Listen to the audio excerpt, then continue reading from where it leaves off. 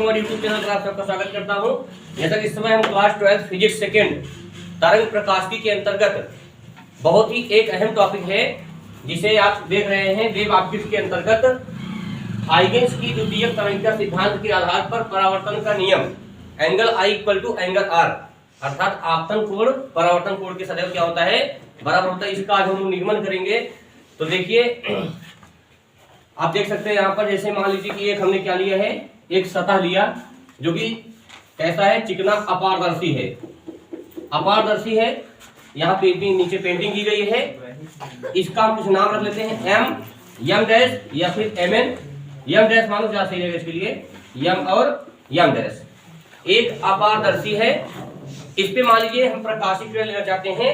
आपने तरंग का सिद्धांत पढ़ा है, हाइगेंस ने क्या कहा था, तरंगे यानी प्रकाश कैसे चलते हैं, तरंगों के रूप में चलते हैं। प्रकाश तरंगों के रूप में संचरित होते हैं, ठीक है ना। उसके अकॉर्डिंग उन्होंने प्रूफ किया कि I इक्वल टू R हो सकता है। मान लीजिए एक तरंगाग्र है, मान लीजिए इस प्रकार से एक तरंगाग्र है, ठीक है। एक तरंगाग्र आप समझते हैं ना, तरंगों के अग्रभाग का जो है जिस प्रकार से आकार होगा आगे बढ़ने का वही तरंगाग्र कहता है। इससे मान लीजिए दो पॉइंट हैं, एक पॉइंट हमने लिया A और एक पॉइंट क्या लिया यहां से B। इस तरंगाग्र पर एक प्रकाशिक किरण मान लीजिए इस प्रकार से आ रही है, देखिएगा ये प्रकाश किरण, इसका हमने नाम रख दिया P, और एक प्रकाशिक किरण इस प्रकार से आ रही है, इस पर एक क्या आ रही है, दैट इज Q। दो प्रकाशिक किरणें आ रही हैं यहाँ पर जो कि तरंगाग्र पर सदैव क्या होती है, लंबवत होती है। इसको ध्यान रखना आप लोग।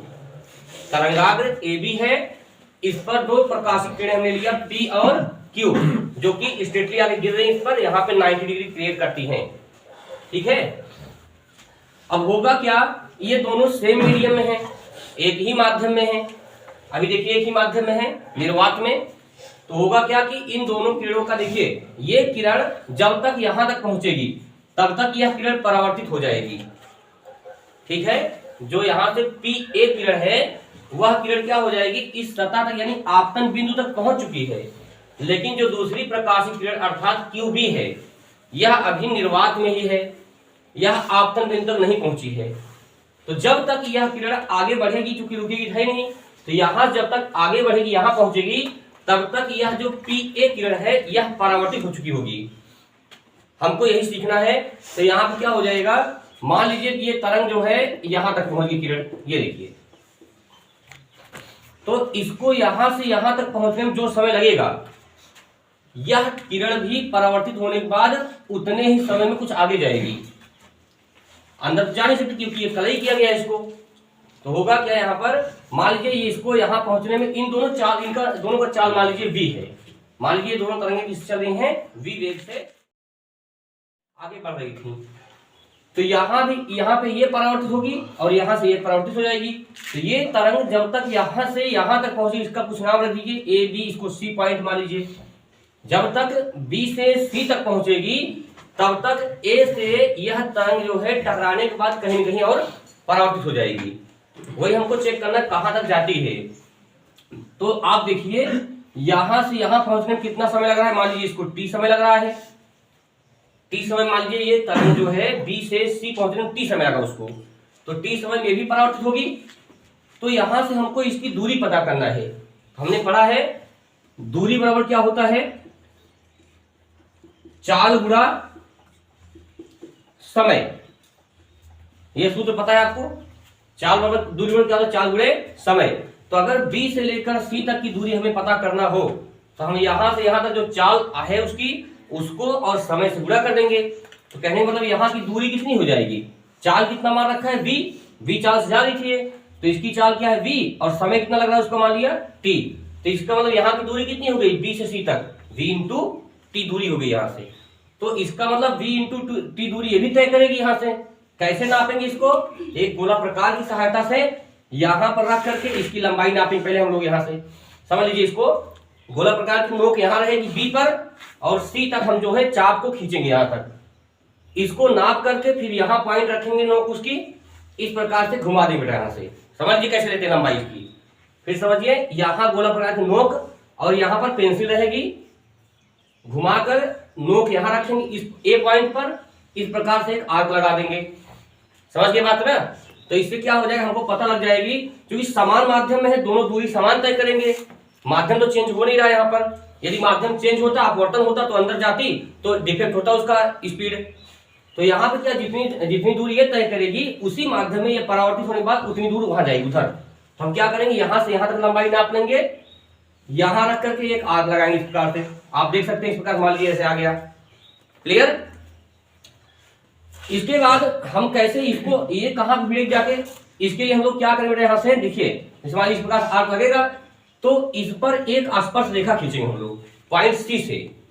एक स्केल की सहायता से आप लोग यहाँ पे ऐसे इस प्रकार से बना सकते, लिखो यहाँ से, समझिए बेटा ये। क्लियर? यानी इस ये वृत्त टाइप का हो जाएगा। और आप लोग जानते हैं वृत्त पर स्पर्श रेखा ऐसे बिल्कुल छूती हुई जाती है। तो यहाँ पे क्या हो गया, इस प्रकार से इस पे हमने क्या किया, स्पर्श रेखा सी से मिला दिया यहाँ से। इसको लंब समझे चाहे जो समझे आप।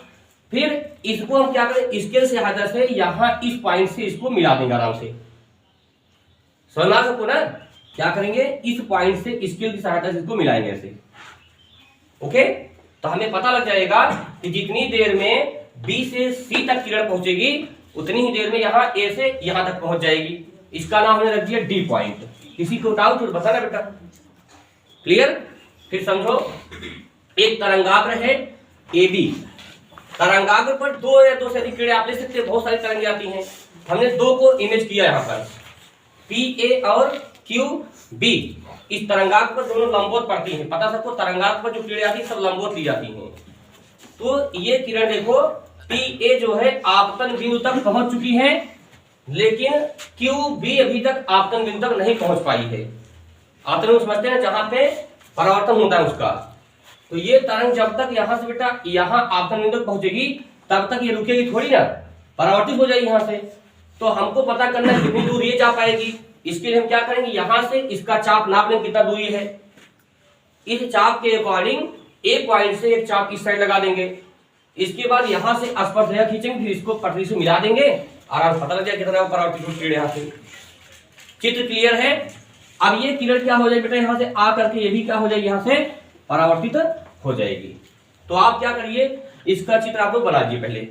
ठीक है, चित्र बनाइए। अब आप जानते हैं कि जहां पर आपतित किरण यानी किरणें आपकी टकराती हैं उसे आपतन बिंदु कहते हैं। और आपतन बिंदु पर क्या होना चाहिए, अविलंब की कल्पना करेंगे, यहाँ से नॉर्मल खींच दिए यहाँ से। That point is n1, like that n1। और दूसरी किरण जो आगे गिरी है यहाँ भी क्या हो जाएगा, अविलंब खींचना पड़ेगा। जितनी आपकी किरणें आती हैं उतना अविलंब डालना पड़ता है। तो यहाँ पे सी पॉइंट है ना, तो यहाँ भी क्या करिए, एक क्या कीजिए, अविलंब खींचिए यहाँ से। ये कोई दिक्कत किसी को? आइए इसको से इसका नाम रख दिया हमने N2। ठीक है, तो आप देख सकते हैं इस प्रकार से हमने क्या लिया, एक अपारदर्शी चिकना पृष्ठ लिया M डैश, जिस पर एक तरंगाग्र है। इस तरंगाग्र का नाम क्या बेटा, यहाँ से कौन सा नाम इसका है, ए और बी। ए बी तरंगाग्र है। इस पर दो प्रकाश किरणें आके गिर रही हैं। कौन कौन सी, वी चाल से देखो दोनों हैं, इनकी चाल भी वी है, उनकी चाल भी है।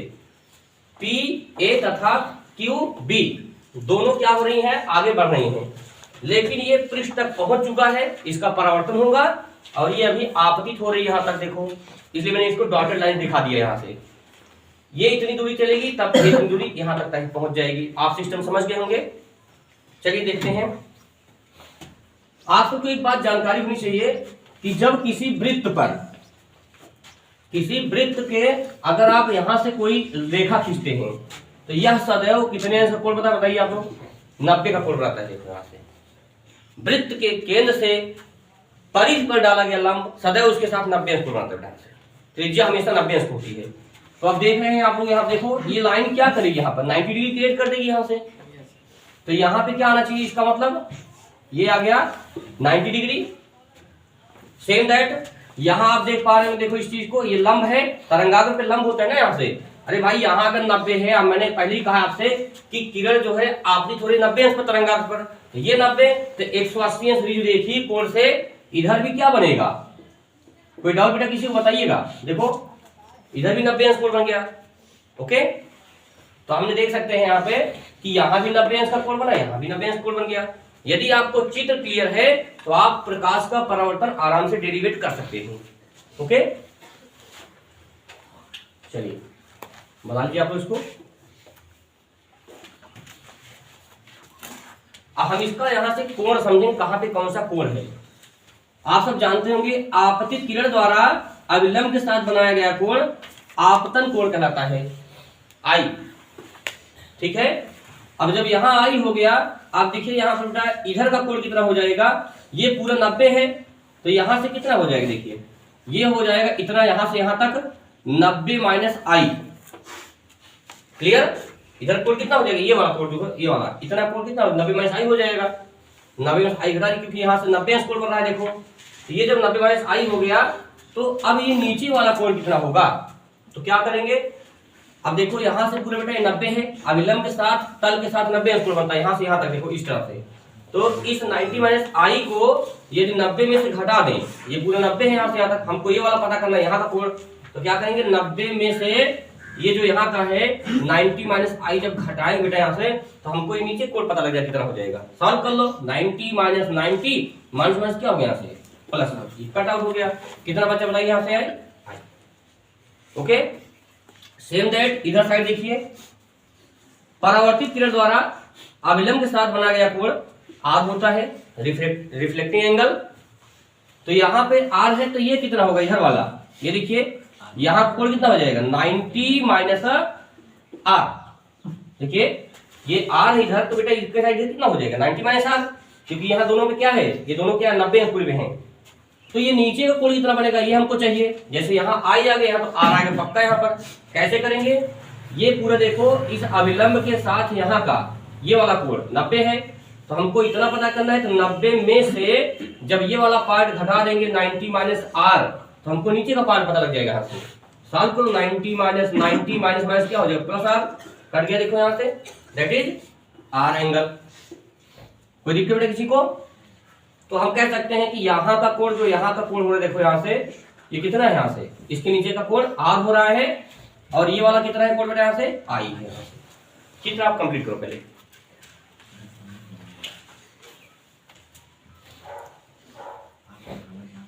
तो अब बस छोटा टॉपिक बचा है, हम इसका डिफरेंट कर लेते हैं यहाँ से। आइए देखते हैं, कहीं ना कहीं आप ध्यान देखो बेटा, तो त्रिभुज इसमें दो त्रिभुज बन रहे हैं, देखो समकोण त्रिभुज है। देखो यहाँ देखिए ये ए बी सी, ध्यान देखना, त्रिभुज ए बी सी को देखिए आप लोग, यानी त्रिभुज ए बी सी तथा एक त्रिभुज और देखिए आप लोग, देखो ए बी सी और कौन सा त्रिभुज ए डी सी। कोई दिक्कत, त्रिभुज ए डी सी में हमको प्रूफ क्या करना है बेटा, I equal to R. How, कैसे होगा सीधे I इक्वल टू आर कैसे सिद्ध होगा, जब हम क्या करेंगे, यदि इन दोनों त्रिभुजों को हम लोग सर्वांग समकोण दिखा देंगे। आपने 9th क्लास छोटी क्लासों में पढ़ा होगा सर्वांग समता का नियम। तो क्या करते हैं, देखो यहां पर मैं कह सकता हूं, देखो यहां से 90 ए भी है 90 ए भी, अर्थात कोण कौन सा B बराबर D, दोनों 90-90 हो रहा है। यहाँ से सर्वांग समता नियम क्या होता है, सास देखिए साइड साइड एंगल, तब वो सर्वांग सम सिद्ध हो जाएगा। ए ए ए अर्थात एंगल एंगल एंगल, तीनों कोण बराबर, तब वो सर्वांग सम हो जाता है। या आश एंगल एंगल साइड इक्वल हो जाए, तब भी वो क्या हो जाता है सर्वांग सम हो जाता है। इन तीनों में से कोई एक नियम से हम जो है इसको दोनों त्रिभुज को सर्वांग सम प्रूफ कर देते हैं। आइए देखते हैं, तो देखो यहाँ से इन दोनों त्रिभुजों में, ये जो त्रिभुज मैंने लिखा है, इसमें कोण बी कोण डी के बराबर है क्या, बिल्कुल है। तो यहाँ लिखेंगे कोण कौन सा ए बी सी, देखिए ए बी सी, आप देखना इसको यहाँ से ए बी सी किसके बराबर होगा, कोण के, कोण ए बी सी बराबर किसके होगा, कोण ए डी सी के बराबर कितना बेटा, यहाँ से 90 डिग्री दोनों है। यहाँ से कोण बी कोण डी 90 डिग्री हो गया, एक कोण में दिखा दिया। अब देखो तीनों में कोई ना कोई एक नियम लगाऊंगा यहाँ से। अच्छा एक बात ये देखिए आप लोग यहाँ से, मैं AC बराबर AC लिख सकता हूं क्या बेटा? देखो सही लिखा। अब ध्यान देखिए आप लोग, इस त्रिभुज को ध्यान देखिए आप लोग, दोनों त्रिभुज एक ही आधार पर बन रहे हैं क्या? तो इसका मतलब स्वयं के बराबर स्वयं होगा AC। AC बराबर AC लिख सकते हैं दो त्रिभुज में। सेम दैट यहां देखिए, आप देखो यहां से जब तक B से C तक पहुंची थी, उसी चाप उसी लंबाई का मैंने यहां पे आर्क लगाया। देखो ध्यान से, जैसे B से C तक जो चाप था, उसी चाप का तो मैंने BD नापा था, AD। देखिए ये भुजा इसी भुजा बराबर हो गई दोनों त्रिभुज में। ये कोण इस कोण के बराबर है। आप देख सकते हैं यहां से यहां तक की लंबाई बेटा इस लंबाई के बराबर है क्या? बताइए आप लोग। तो कह सकते हैं कि BC बराबर AD है कि नहीं? बताइए आप लोग यहां से, क्योंकि मैंने उसी चाप का ये लंबाई लिया था, है कि नहीं? बताओ। तो यहां क्या लिखेंगे? तथा क्या लिखा जाएगा? BC बराबर, अर्थात B से लेकर C तक बराबर किसके है? A से लेकर D तक, क्योंकि हमने चाप लिए। देखो यहां से यही चाप था ना इसका पूरा लंबाई का। और ये क्या है? उभयनिष्ठ है। उभयनिष्ठ समझते हैं आप लोग? कॉमन। तो आप देख सकते हैं जब किसी त्रिभुज के ये कौन सा नियम लगा? देखो एंगल साइड साइड, एक कोण बराबर है दो त्रिभुज का और दो भुजाएं बराबर दिखा दी मैंने यहां से। तो यहां क्या लिखते हैं? कौन सा नियम लगे? सास का नियम लगे। देखो यहां से साइड साइड एंगल, दो साइड इक्वल हो गई और एक एंगल बराबर हो गया इसका। यहां से तो हम लोग यहां लिखेंगे सास। सास मतलब साइड साइड एंगल, भुजा भुजा कोण। तो इसका दोनों त्रिभुज क्या हो गया आपस में? सर्वांग सम है। और जब को दो त्रिभुज आता लिख सकते हैं। अतः त्रिभुज कौन सा? ABC सर्वांग सम किसके बेटा? बताइए त्रिभुज किसके? ADC। अभी मैंने प्रूफ किया इस चीज को। और जब दो त्रिभुज सर्वांग सम होते हैं तो उसके दोनों कोण क्या होते हैं? सभी कोण क्या हो जाते हैं? बराबर। That's all. यहां से अतः बेटा देखो, जब ये सर्वांग सम है दोनों त्रिभुज, तो इसका कोई भी कोण किसी भी कोण के बराबर लिख सकते हैं आप लोग। तो हम क्या कह सकते हैं? इस त्रिभुज का देखो I एंगल, इस त्रिभुज का देखो क्या हो जाएगा? R के बराबर हो गया ना। इसका मतलब किसी भी दो सर्वांग सम त्रिभुज में सभी कोण आपस में क्या होते हैं? इक्वल हो जाया करते हैं। तो यहाँ क्या ऐसे समझो आप लोग कि समान भुजाओं के सम्मुख कोण आपस में क्या होते हैं? बराबर होते हैं। तो कह सकते हैं यहां से देखो, यहां से यहां भुजा के सामने जो कोण बन रहा है, इस भुजा के सामने का कोण क्या होगा? आपस में बराबर होगा। यहां से हम लोग क्या लिखेंगे? अतः कोण I बराबर क्या? कोण R। यही तो है परावर्तन का नियम। यही सिद्ध करना था हमको। पहले हमको ध्यान देना, चित्र ध्यान देना पड़ेगा, फिर हमको ये सर्वांग सम दिखाना पड़ेगा त्रिभुज दोनों को। जब दोनों त्रिभुज सर्वांग सम सिद्ध हो जाएंगे, अपने आप I = R लिख सकते हैं उसके बाद। ओके, तो ठीक है बच्चों, इसी प्रकार से हम अभी प्रकाश का परावर्तन नियम सिद्ध किए हैं। नेक्स्ट वीडियो हम लोग प्रकाश के अपवर्तन का नियम प्रूव करेंगे। ठीक है। और आपको एक जानकारी ये दें कि हम मैथ क्लास का स्पेशल 25 दिसंबर, ठीक है ना, क्रिसमस डे से हम लोग लाइव आएंगे शाम को 7 बजे से। So thank you very much.